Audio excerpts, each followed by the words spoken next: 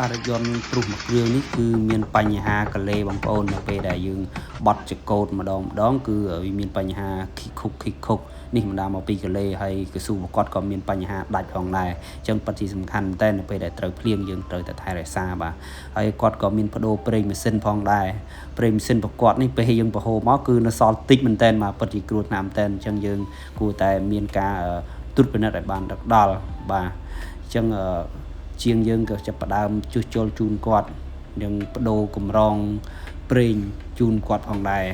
ហើយនេះយើងបង្ហូរប្រេងកលេទុកជូនគាត់ព្រោះប្រេងកលេរបស់គាត់នៅថ្លាល្អដែរដោយសារតែជាងនៅយានដ្ឋានសក្តិវិញយើងមានបទពិសោធន៍ក្នុងការជួសជុលគ្រឿងក្រោម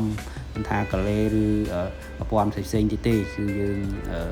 មានបទពិសោធន៍ពោះជាងយើងអញ្ចឹងយើងធ្វើការដោះជូនគាត់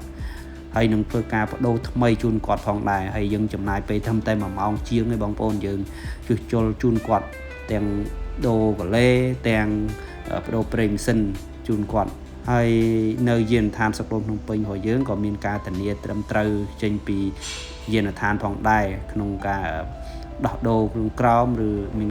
ធានាគុណភាពនិងតម្លៃសមរម្យជូនអតិថិជនហើយតទៅយើងរៀបកង់ហើយយើងរៀបកលេហើយបដូរប្រេងម៉ាស៊ីនហើយយើងនឹងធ្វើការតេស្តជូនគាត់មុននឹងឲ្យអតិថិជនរបស់យើងយកទៅប្រើប្រាស់អញ្ចឹងធានាថាគាត់យកទៅប្រើប្រាស់มันមានបញ្ហាបាទអញ្ចឹងបងប្អូនដែលមានបញ្ហាគ្រឿងក្រោមរថយន្តកុំភ្លេចនៅយានដ្ឋានសក្តិភ្នំពេញបាទសូមអរគុណ